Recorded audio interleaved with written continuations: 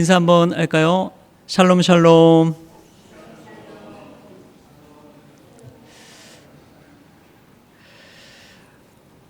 그 교회의 수준을 알 수 있는 방법이 있다고 합니다. 딱 그 교회 가면은 이 교회가 정말 수준 있는 교회구나 라는 것을 알 수 있는 방법이 무엇을 통해 알 수 있을까요? 네, 딱 교회 갔을 때 안내하시는 분들을 보면 알 수 있을까요? 아니면 목사님의 설교를 듣고 알 수 있을까요? 한 목사님이 그러시더라고요. 그 교회 성가대를 보면 성가대 찬양을 한번 들어보면 그 수준이 드러난다고 그러더라고요.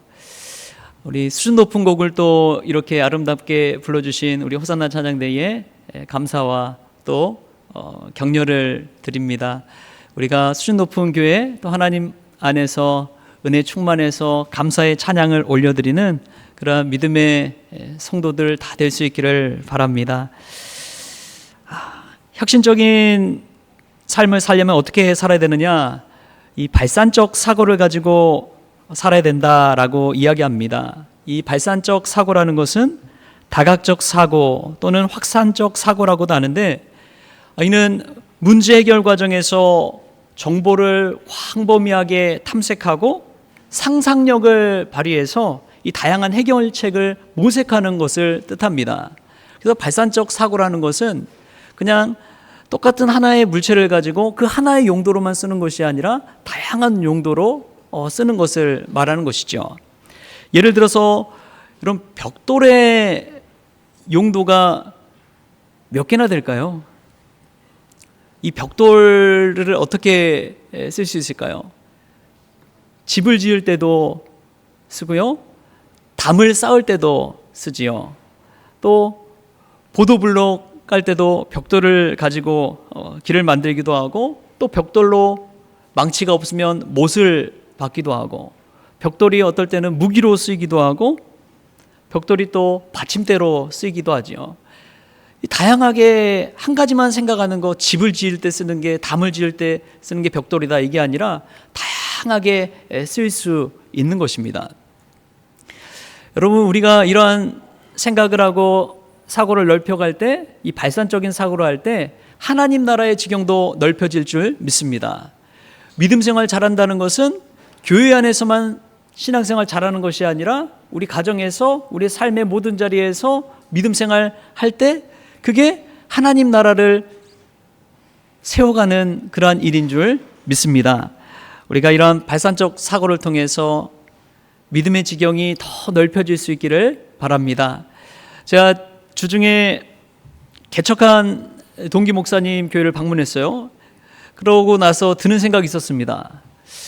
지금은 많은 교회들이 점점 성도들도 줄어가고, 또 문을 닫는 교회도 생겨나고, 젊은 이들이 점점 떠나가서 교회가 어려움 가운데 있지만, 그럼에도 불구하고 올 한 해를 한번 생각해 보니까 제가 아는 목사님들이 2분이나 교회를 개척을 했더라고요.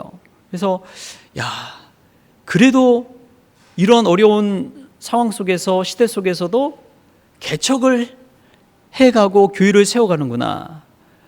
여러분, 이 일을 누가 하십니까? 하나님이 하신 줄 믿습니다. 사람의 눈으로 볼 때는 좀 어렵고 힘들겠지만 하나님은 그럼에도 불구하고 교회를 세워가시는구나, 개척해 가시는구나, 이 사실을 깨닫게 하시더라고요. 여러분, 우리의 삶 가운데도 마찬가지입니다. 다 어려움이 있고 힘듦이 있지요. 그럼에도 불구하고 이 발산적 사고를 가지고, 믿음을 가지고 하나님의 일을 새롭게 해 나갈 수 있는 저와 여러분이 될 때 하나님의 일에 쓰임받는 그러한 하나님의 사람들 될 줄 믿습니다. 우리 옆에 분들 한번 인사 한번 할까요? 하나님이 하실 줄 믿습니다 하고 인사 나누겠습니다. 하나님이 하실 줄 믿습니다. 오늘 말씀은 그리스도의 편지라는 제목으로 하나님 말씀 함께 나누고자 합니다. 이 고린도 후서가 쓰여진 그런 배경을 좀 보면, 고린도 교회의 외부에서 온 교사들이, 거짓 교사들이 들어왔습니다. 그리고 거짓 교훈들을 가르쳐 주는 거예요. 그러면서 사도 바울은 예수님의 제자가 아니다. 그렇기 때문에 사도권이 없다. 라고 이야기를 했습니다. 그러면서 이들이 내세우는 게 추천서를 내세운 거예요. 예루살렘에 또 초대교회에 유력한 사람들이 자신들을 추천해준 추천서를 내밀면서 자신들이 하는 이야기가 더 권위가 있다라고 이야기하기 시작했습니다. 그러한 이야기 속에서 바울이 전한 복음이 흔들리게 되고 사도 바울에 대한 신뢰가 점점 떨어지기 시작했습니다. 그럴 때 사도 바울이 고린도 후서를 통해 고린도 교회 성도들에게 오늘 그리스도의 편지가 바로 당신들이다라는 이야기를 하게 되는 것이죠. 나는 스스로 자천서, 스스로 추천서를 쓰는 사람이 아니다. 그 이야기를 하고 있는 것입니다. 여러분, 누군가에게 추천서를 써준다는 거 쉬운 일이 아니죠. 제가 이제 미국 클리어몬트 신학교를 입학하기 위해서 추천서를 좀 받아야 했습니다. 그래서 이왕이면 이름 있는 사람 하면 좋잖아요.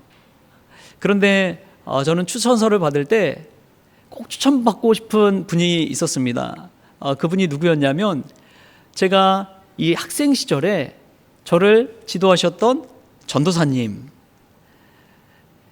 해남에서 이제 목회하시는 분인데 뭐 이름 없죠. 시골이지요. 그런데 그곳에서 목회하는 그 목사님에게 추천서를 받아서 그걸 또 영문으로 번역해서 보냈습니다. 근데 저는 그분의 추천서를 꼭 받고 싶더라고요. 왜냐하면 제가 믿음 생활을 시작할 때부터 지금까지의 모든 과정을 다 봐오신 분이기 때문에 그렇습니다. 그리고 무엇보다도 제가 이 목회의 길을 걷는데 지대한 영향을 끼치신 분이기 때문에 그렇습니다. 그런 분에게 정말 추천서를 받고 싶더라고요.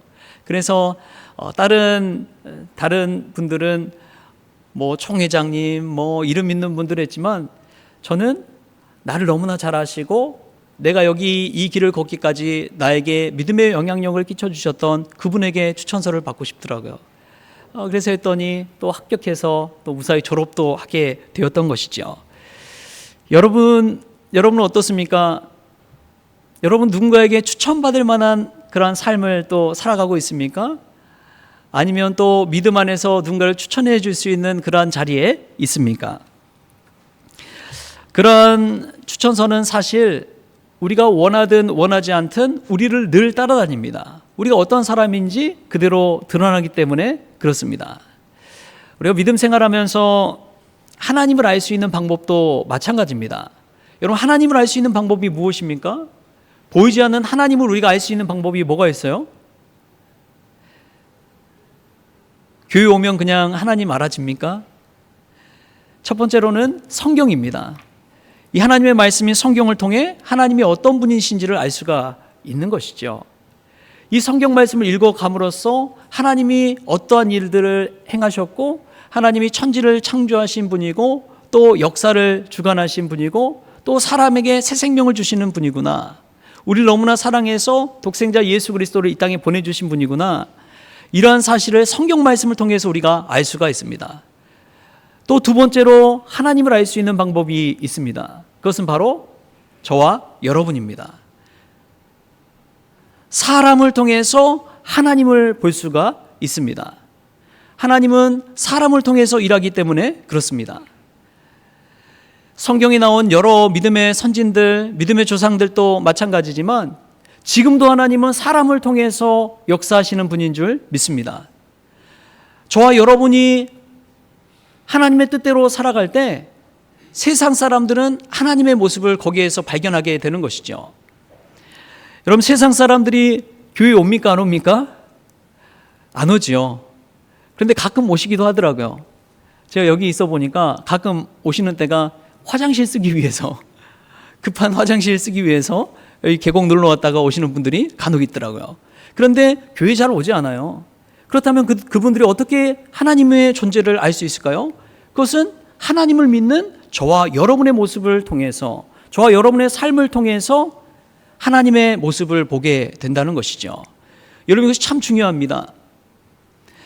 그래서 사도 바울은 고린도 교회 성도들에게 너희는 그리스도의 편지다라고 이야기하는 것이죠.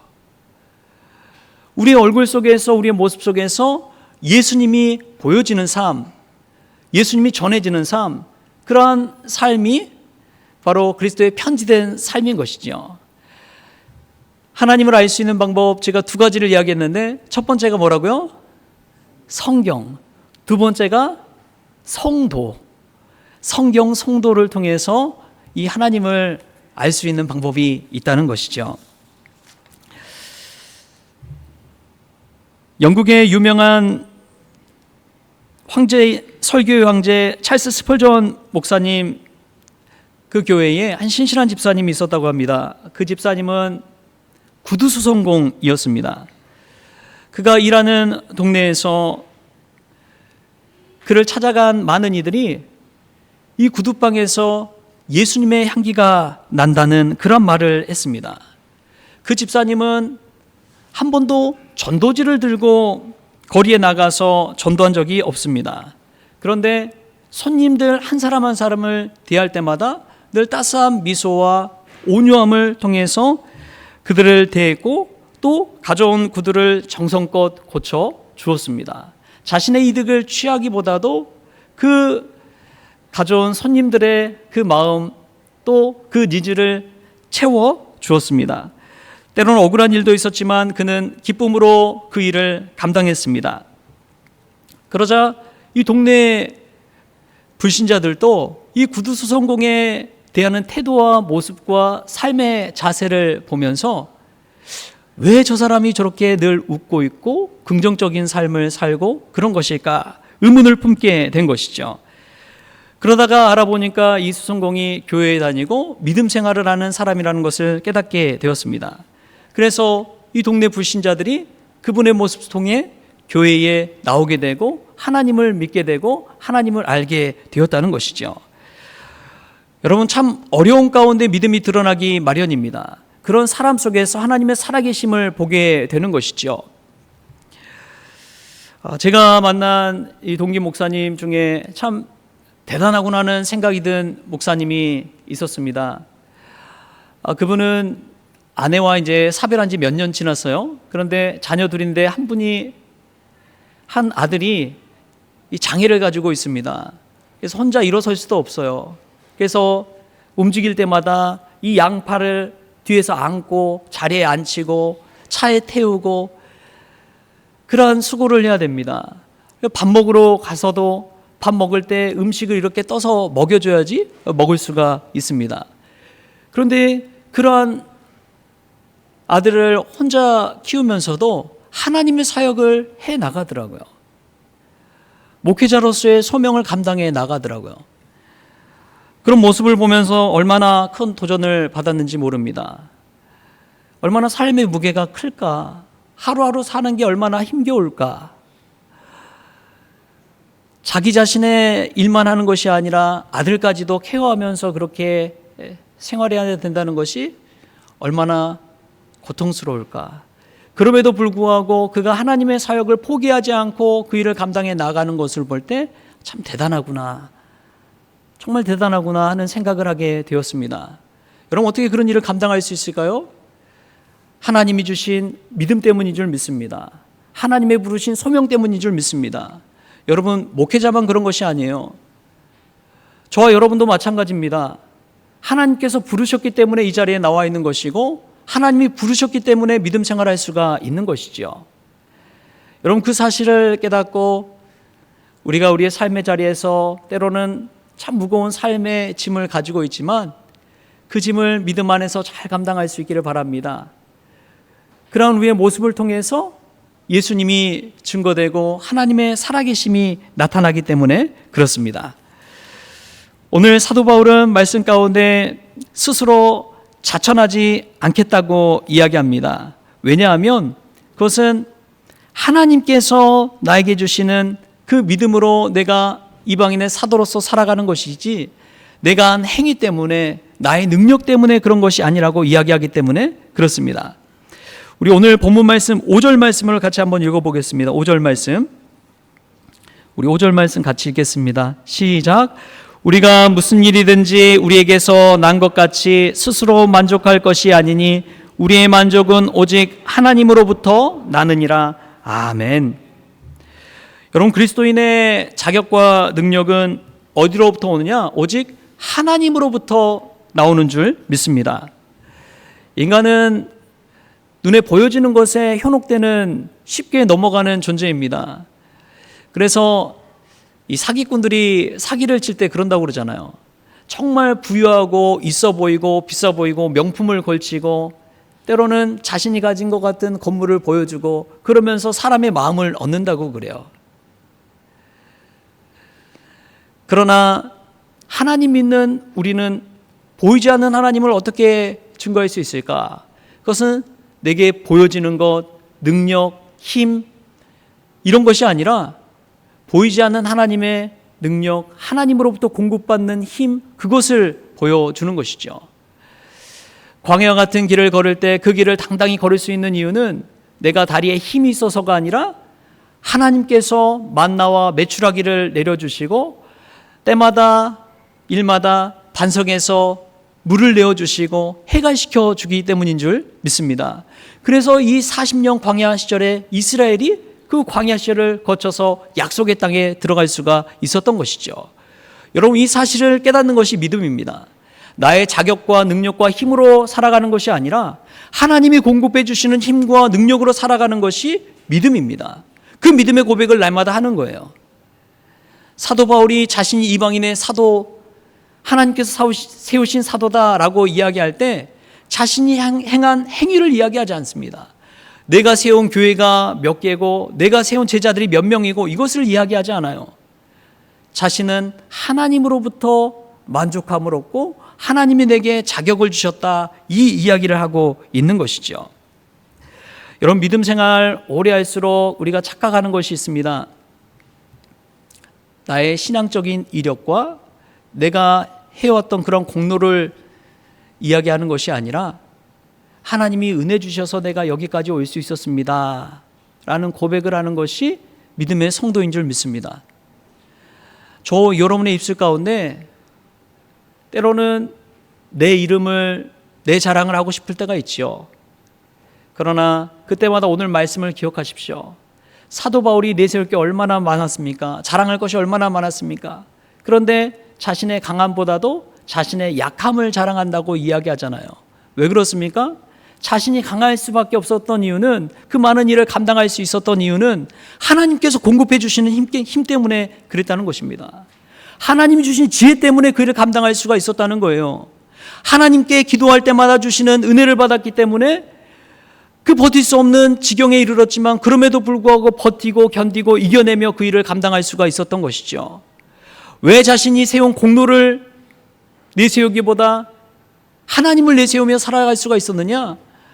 자신의 존재가 얼마나 미약한지를 늘 분명히 알았기 때문에 그렇습니다. 참된 믿음의 성도는 그렇죠. 자신의 공로를 자랑하지 않습니다. 오직 하나님이 주신 은혜만을 자랑할 뿐입니다. 자신의 영광을 드러내지 않습니다. 하나님께 영광 돌리는 인생을 살게 되는 것이지요. 그러나 그럼에도 불구하고 우리는 육신을 입고 있기 때문에 날마다 넘어집니다. 날마다 실수하지요. 날마다 여전히 죄인된 삶을 살아갑니다. 아프리카 선교사로 평생을 헌신했던 데이비드 리빙스턴 목사님이 선교 초기에 이 정글에서 생활하다가 큰 병에 걸려서 좌절하고 있을 때의 일입니다. 사방은 자신을 적대하는 원주민들로 둘러싸여 있었습니다. 그리고 함께했던 동료들은 떠났거나 죽어버렸습니다. 자신의 몸도 병에 걸려서 쇠약해질 대로 쇠약해졌습니다. 그런데 그때 그가 일기에 이렇게 적었습니다. 오 주님, 나는 아무것도 할 수 없습니다. 내게는 능력도 없고 지혜도 없습니다. 그러나 주님께서 나와 함께 하신다 약속하셨사오니 주님의 힘으로 오늘을 살아갑니다. 주님의 힘으로 오늘을 살아갑니다. 주님의 힘으로 오늘을 살아갑니다. 여러분, 때로는 삶을 포기하고 그렇게 부여잡고 있던 손을 탁 놓고 싶을 때도 있지요. 그냥 모든 것을 버리고 떠나버리고 싶을 때도 있지요. 그때마다 리빙스턴이 했던 이 고백을 한번 생각해 보십시오. 주님의 힘으로 오늘을 살아갑니다. 거창한 일, 큰 일, 위대한 일을 이루는 사람도요, 주님의 힘으로 오늘 하루하루를 버티고 견디며 살았을 때 하나님의 큰 일도 감당할 수가 있었던 것이죠. 사랑하는 성도 여러분, 오늘 주의 성전에 나와서 하나님께서 주시는 말씀과 힘과 은혜를 공급받아서 오늘을 살아갈 힘을 얻을 수 있기를 바랍니다. 오늘 하루를 주님 안에서 거할 수 있는 힘을 얻을 수 있기를 바랍니다. 그래서 포기하고 낙심하고 좌절하고 있는 것이 아니라 다시금 힘을 내서 나에게 주신 그 일을 감당해 나가는 그러한 믿음의 성도님들이 될 수 있기를 바랍니다. 또 무엇보다도 그리스도의 편지는 하나님의 영으로 쓰여졌다고 이야기합니다. 먹으로 쓰여진 것이 아니라, 글로써 쓰여지는 것이 아니라 하나님의 영으로 쓰여진 편지라고 이야기합니다. 여러분, 이것은 이 사도 바울이 이 구약 성경을 너무나 잘 알았기 때문에 그렇습니다. 모세가 시내산에서 십계명을 받을 때 어디에다 하나님께서 그 십계명을 새겨 주셨습니까? 두 돌판에 새겨 주셨죠. 그 돌판에 새겨진 조문, 그것은 율법을 대표해서 이야기하고 있습니다. 그런데 영으로 쓰여진 편지라는 것은, 그것은 성령께서 우리의 마음에 쓰여주신 그러한 하나님의 말씀과 법도인 것이죠. 여러분, 그 말씀은 예수 그리스도입니다. 성령께서 우리의 마음 심령 가운데 예수 그리스도가 좌정하게 해주시고, 성령께서 우리의 마음에 감동 주셔서 그 성령이 행할 수 있는 일, 나는 싫지만 성령께서 몰아붙여서 하게 하시는 그 일을 감당하게 하시는 것이죠. 그렇기 때문에 초대교회 성도들은 하나님의 영으로 쓰여진 그리스도의 편지다라고 고백되어진 것입니다. 그렇다면 우리가 어떻게 그리스도의 편지로서 살아갈 수가 있을까요? 어떻게 세상에서 그리스도의 편지된 모습을 보일 수 있을까요? 그것은 첫 번째로 늘 성령의 민감한 삶을 사는 것입니다. 성령께서 나에게 주시는 은혜를 깨닫고 사는 것입니다. 우리가 늘 예배는 드리지만 예배 가운데 하나님이 나와 함께 하심을 깨닫지 못할 때 우리의 묻어진 그 두 돌 같은 마음을 깨트릴 수 있는 것은 기도밖에 없는 것이죠. 간절한 기도를 가지고 하나님 앞에 엎드린 자에게 하나님이 은혜를 부어 주십니다. 기도하는 자의 마음을 하나님께서는 열어 주십니다. 교만한 사람도 기도할 때에 겸손한 마음으로 하나님께서 변화시켜 주십니다. 하나님을 의지하는 자들만이 참된 기도를 하나님 앞에 올려드릴 수가 있는 것이죠. 우리가 기도를 통해 민감하게 성령님께 반응할 수 있는 그 마음밭 옥토가 될 수가 있다는 것이죠. 또 두 번째로 우리가 그리스도의 편지로 살아간다는 것은 기도하는 삶뿐만 아니라 세상에서 우리가 맡겨진 일을 정직하고 또 공의롭게 인자하게 맡겨진 일을 감당할 때 드러나는 것입니다. 교회에서는 천사처럼 보여도 세상에 나아가면 정말 무서운 표정으로 살아가는 분들 계시잖아요. 교회의 삶과 세상의 삶, 가정에서의 삶이 모습이 다른 분들도 없지 않아 있습니다. 그런데 참 중요한 것은 하나님의 말씀과 법도 안에서 공의와 인자의 삶을 살아가는 것이 중요합니다. 우리의 언행이 일치되고 우리의 신앙이 교회에서든 가정에서든 일치된 삶을 살아가고, 그것이 가장 중요한 것이죠. 그것이 바로 그리스도의 편지된 인생이라는 것입니다. 제가 목회하면서 여러 목사님들과 같이 사역을 하는데 한 성도님이 그러시더라고요. 정말 이 목회자들 중에서 연예인처럼 잘생긴 분들 계시거든요. 키도 180에 얼굴도 배우처럼 잘생겼습니다. 그래서 그분이 딱 설교하러 딱 서시면 집사님들 얼굴이 확 밝아지는 거예요. 그냥 앞에 서 있기만 해도 은혜가 되는 거예요. 보기만 해도 예수님 뵙는 것 같다고, 힐링이 되는 것 같다고, 그러시더라고요. 근데 또 반면에 저런 분이 어떻게 목사님일까 하는 분들이 있습니다. 모습이 깡패 같고 늘 화나 있는 표정 같고 좀 마주하기 싫고 그런 분들이 계세요. 그럼에도 불구하고 그분들이 목회를 합니다. 그런데요, 하나님은요, 외모를 통해 쓰시지 않으시더라고요. 그분이 잘생겼든 외모가 좀 별로든 하나님은 어떤 분을 쓰시느냐? 기도하는 사람을 쓰시더라고요. 기도에서 성령의 능력을 힘입어 사는 분들을 하나님께서는 들어 사용하십니다. 그분의 출신, 학력 이런 거 전혀 중요하지 않아요. 그 당대의 오늘의 하나님 앞에 무릎 꿇고 나아가는 그 사람을 들어 사용하십니다.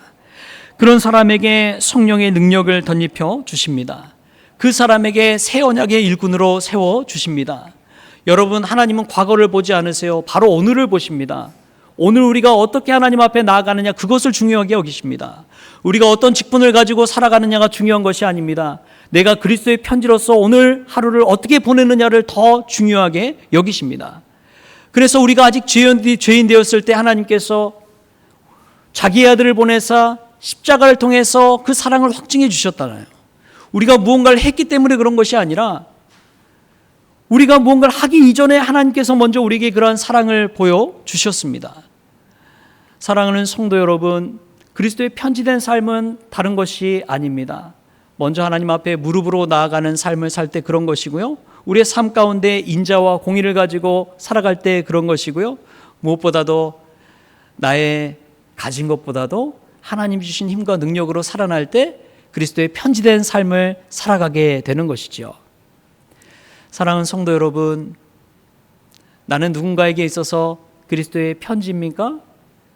아니면 전도의 문을 막고 있는 걸림돌로서 살아가고 있습니까? 우리가 후자의 입장에 있다면 오늘부터라도 하나님 앞에 기도하며 또 하나님의 법도인 공의와 인자함을 실천해 나가며 그리스도의 편지된 성도들 될 수 있기를 주신 예수님의 이름으로 축원합니다. 기도하시겠습니다. 하나님 아버지, 감사합니다. 우리가 세상을 살아가면서 하나님을 알 수 있는 방법이 성령과 성도라는 것을 깨닫습니다.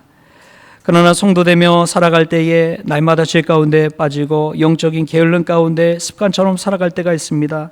나의 힘과 자격이 아닌 오직 예수 그리스도, 오직 하나님으로부터 나오는 힘을 공급받아서 살게 하여 주옵소서. 하나님의 영으로 쓰여진 영광스러운 그리스도의 편지가 되기를 원합니다. 하나님, 오늘도 나의 부족함을 알고 기도를 통해 그리스도의 편지된 삶을 살게 하여 주옵소서. 교회에서뿐만 아니라 가정과 세상에서 공의와 인자로서 그리스도의 편지된 삶을 살게 하여 주옵소서. 부족할 때 성령의 능력을 구하며 살아가게 하여 주셔서 그런 삶을 살 때 전도의 문을 막는 걸림돌이 아니라 전도의 문을 여는 그리스도의 편지된 삶을 살게 하여 주옵소서. 감사하며 예수님의 이름으로 기도하옵나이다. 아멘.